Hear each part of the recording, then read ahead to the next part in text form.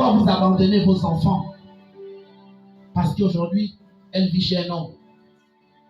Même si les églises éveillées ont qualifié le fait qu'un père et une mère qui va demander les nouvelles de son enfant comme étant un esprit de contrôle. Il n'y a pas un âge où on ne doit pas être à côté de son enfant. Il n'y a pas un âge. Alléluia. Il n'y a pas un âge. Visitez vos enfants. Cherchez vos enfants. Le mariage n'est pas une seule garantie de ne plus jamais regarder à son enfant. Il y a des hommes sorciers qui ont des mains sales derrière leur dos. Ton enfant souffre, elle ne connaît pas ce qui se passe. Elle ne vient pas vous dire parce qu'elle veut préserver son foyer. Elle sait, elle connaît les pénitences de ce qu'elle vit. Et si elle doit sortir de la maison de son mari, pour venir chez vous, est-ce que vous allez la recevoir? Vu que l'éducation que vous avez maintenue dans votre esprit, c'est parce que quand quelqu'un est marié, il ne nous appartient plus. Vous avez vendu votre enfant ou quoi? Où est passée la douleur de l'enfantement? Et l'Église, aujourd'hui, ils sont les premiers à mener ça dans le cadre de l'esprit de contrôle. Quel contrôle? Il n'y a pas un âge pour aller vérifier, veiller sur sa fille. Bonjour maman, ça va? Oui. C'est normal, c'est pas un contrôle. Si tu vois même que ta belle-mère, ton beau-père hurle dans la maison, c'est pour bien détecter les problèmes.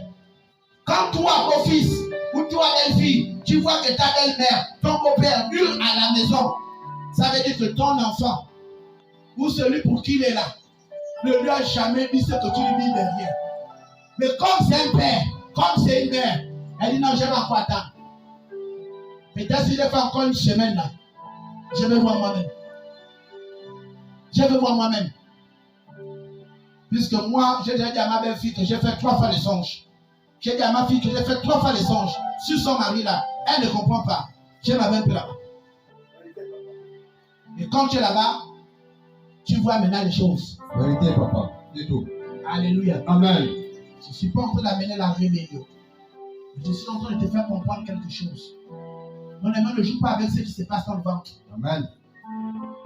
Et quand tu es comme ça, toi qui es ma soeur en grossesse, et tu me fais subir des choses. Amen. Tes humeurs.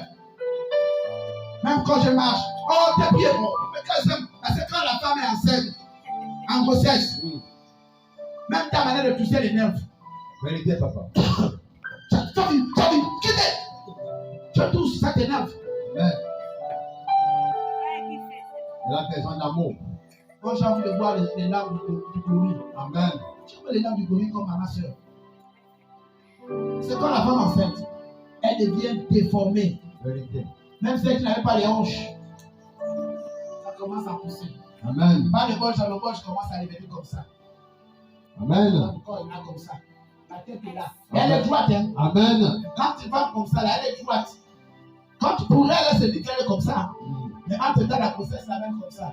Vérité, papa. Tout ça, il est là-bas. Avec le gros pied. Le gros pied. Amen. Ta mère, que tu es aujourd'hui là. On a prophétisé sur moi à l'église. C'est mon père qui me mange. C'est ma mère qui me mange. Papa, à partir de maintenant, le feu sur toi. Oh Seigneur Jésus. Faut prier que je ne sois pas ton oncle. Hein? Amen. Alléluia. Amen. Et toi, le pasteur en question là. Vérité. Vous allez m'expliquer comment mon frère a fait pour te manger. Parce que quand j'ai demandé l'argent à mon propre frère avec qui j'ai grandi, il me fallait toujours de payer tes études. Et je voyais comment il souffrait pour toi. Et demain après demain, il est devenu sorcier. Explique-moi à quel niveau il est tombé dans la sorcellerie.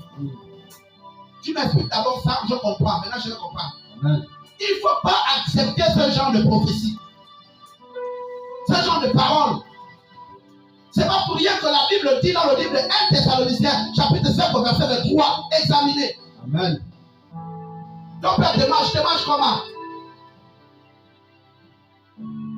Il te mange avec même quoi? Vraiment. Alléluia. Amen. Il y a des parents qui ont tissé des alliances sans le savoir. Ils ont touché la vie de leurs enfants. C'est pas fort. Mais ce n'est pas toi, homme de Dieu. Tu es là pour arranger. Tu es encore détruit. Tu sens que l'enfant n'a pas le mental d'écouter ça. Qu'est-ce que tu fais? Tu donnes d'abord bien Jésus l'amour. L'amour, l'amour, la patience, l'acceptation. Malgré tout, Seigneur. Amen. Puis c'est ma. Et quand tu balances un jour, il te trouve ça. Papa, j'ai vu comme si maman dit oui, c'est la vérité, mais voilà. Ah, d'accord, la personne sait comment s'asseoir. Parce qu'il y a déjà Jésus.